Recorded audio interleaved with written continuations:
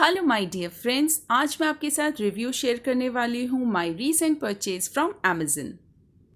These are the silicone gloves और काफ़ी इनमें है दीज डेज। यहाँ पे इन्होंने इस तरह के, आप करीब से देखिए तो ब्रिसल्स प्रोवाइड किए हुए हैं विच हेल्प्स इन स्क्रबिंग। तो देख लेते हैं इस तरह से स्क्रबिंग में हेल्प करता है, तो देखते हैं कितना बेनिफिशियल है ये प्रोडक्ट। काफ़ी इन में है दीज डेज क्योंकि अभी सारा काम हम ही को करना पड़ रहा है। तो it helps in washing, dish washing, washing of toilet, washing of pets and washing of cars. तो ये कितना इफ़ेक्टिव है, कितना हेल्पफुल है, वो हम देख लेते हैं। तो मैं आपको ऑनेस्ट रिव्यू शेयर करने वाली हूँ। मैंने ग्लव्स को अच्छे से पहन लिया एंड आई एम रेडी। देखते हैं कि ग्लव्स हेल्पफुल रहते भी हैं डिश वॉशिंग और नॉट, क्योंकि मैंने तो इन्हें for washing of utensils he purchase किया है, क्योंकि हैंड्स जो हैं बहुत डैमेज हो रहे हैं, क्योंकि आजकल घर का सभी काम हम ही कर रहे हैं, मेड्स नहीं है, तो हैंड्स का भी ख्याल रखना है। तो चलिए देख लेते हैं कि ये इफ़ेक्टिव है भी या नहीं। तो सबसे पहले मैंने एक ये कंटेनर लिया है। बहुत ज़्यादा डर्टी तो नहीं है ये कंटेनर, एक्चुअली मैंने ऑलरेडी थोड़ा सा इसे क्लीन कर लिया था। तो यहाँ पे मैं ले रही हूँ विम बार। थोड़ा सा यहाँ पे इस तरह से मैं ले लेती हूँ, क्योंकि दे क्लेम कि आपको कोई स्पॉन्ज की यूज़ करने की ज़रूरत नहीं, बस इसे थोड़ा सा मैं पानी से वेट करूँगी and now I am going to clean it. तो क्लीनिंग तो ठीक से हो रही है, बट सबसे मेजर प्रॉब्लम मुझे इसके साथ जो मैंने फेस की वो ग्रिप में है, क्योंकि ग्रिप जो है वो बहुत अच्छी नहीं बन रही है। मैं इसे बहुत अच्छे से होल्ड नहीं कर पा रही हूँ। और यहाँ पे देखिए आप, इस तरह का ये जला हुआ निशान है। मैंने इसे काफ़ी क्लीन करने की कोशिश की और भी काफ़ी सारी जगहों से ये बर्न है, but it is not helping me to remove the stains. तो मैं इसको बहुत ज़्यादा पॉइंट्स नहीं दूंगी in cleaning those burned marks. तो जले हुए जो निशान होते हैं उन्हें तो ये बिल्कुल नहीं साफ़ कर रहा है। नॉर्मल अगर आपके यूटेंसिल्स हैं उन्हें क्लीन करने के लिए इट इज़ ओके, बट जो बहुत ही टफ स्टेन्स होते हैं उनको रिमूव करने में ये हेल्पफुल नहीं है। तो बहुत ज़्यादा तो मैं इसके साथ, इस चीज़ के साथ सेटिस्फाई नहीं हूँ। इस ग्लास को तो इसने थोड़ा बहुत क्लीन कर दिया है, बट यहाँ पे आप देख सकते हैं ये जले हुए जो निशान हैं ये रिमूव नहीं किए हैं। तो यहाँ पे तो ये मैं आपको करीब से दिखाती हूँ। ये देखिए ये जले हुए निशान, आसपास और भी काफ़ी सारे हैं जो आई थिंक कैमरे में इतने अच्छे से कैप्चर नहीं हो पा रहे हैं, बट आप देख सकते हैं कि बहुत अच्छी क्लीनिंग नहीं की है।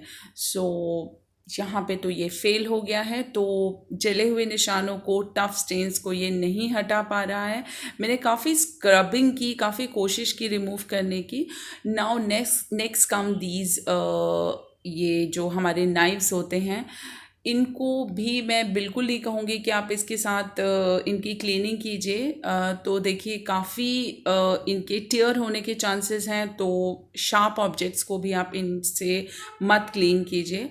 Now comes these glasses. तो ग्लासेस में थोड़ा सा मैंने ये लिया और क्लीन किया, तो ऑलरेडी साफ़ ही होते हैं ग्लासेस, इतने गंदे नहीं होते हैं, तो क्लीनिंग फिर भी हो जाती है। बट स्टिल होल्ड करना, अच्छे से अंदर से साफ़ करना, वो इनके साथ मुझे इतना इफेक्टिव नहीं लगा। तो क्लीन थोड़ा हो जाता है, but seriously I am not that much satisfied. Like hold करने में मुझे सबसे ज़्यादा प्रॉब्लम आ रही थी।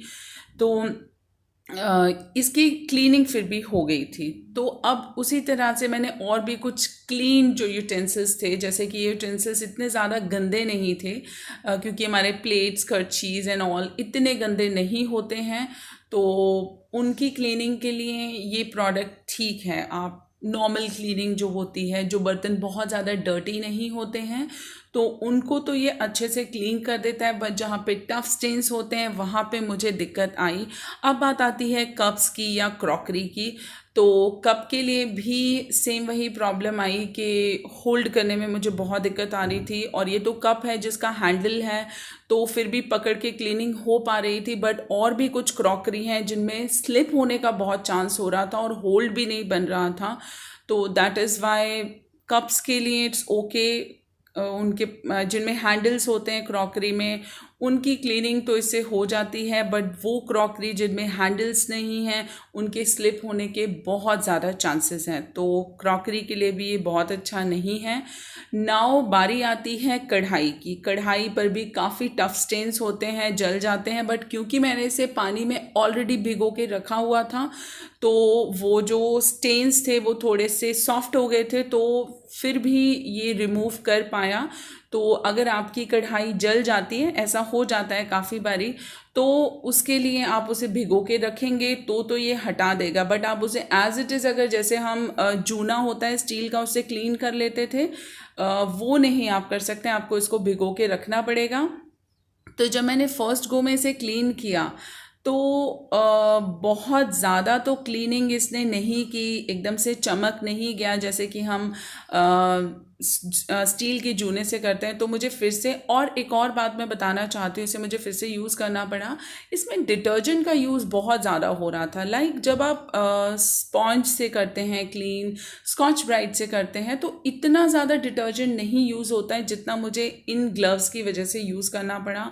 तो डिटर्जेंट का बहुत हाई यूज़ हो रहा था। आप देख रहे हैं कि मुझे कितनी बारी से अप्लाई करना पड़ रहा था in heavy quantity, and still वो जो फोम होता है, झाग होता है, वो नहीं बन पा रहा था। तो ये भी कढ़ाई क्लीन हो गई, बट इतनी सेटिस्फैक्टरी नहीं रही ये, इतना ज़्यादा सेटिस्फैक्शन मुझे नहीं मिली इसके भी क्लीनिंग में।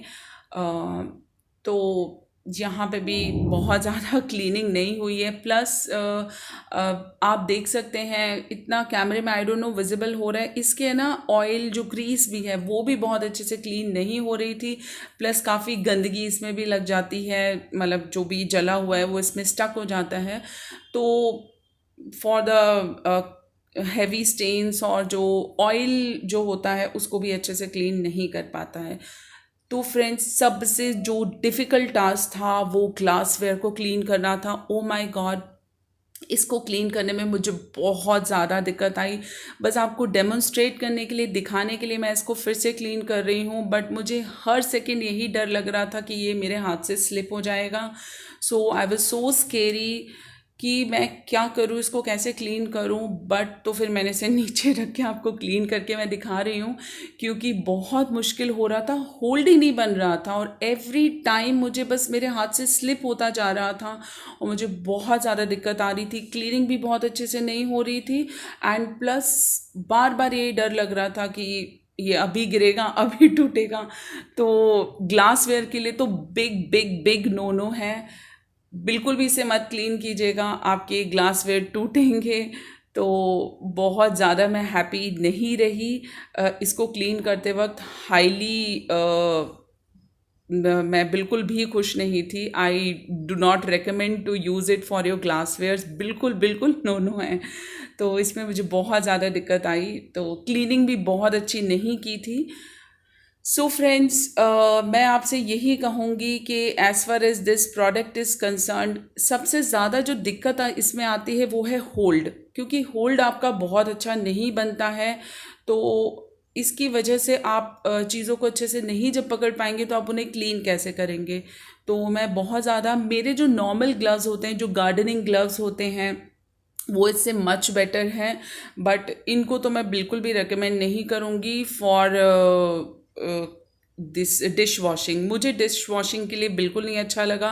मैंने सुना है कार वॉशिंग के लिए, पेट्स की ग्रूमिंग के लिए, पेट्स की क्लीनिंग के लिए यूज़ होता है, उनके लिए आई मे बी ये ठीक हो, बट फॉर डिश वॉशिंग मुझे ज़्यादा सेटिस्फैक्शन नहीं हुई।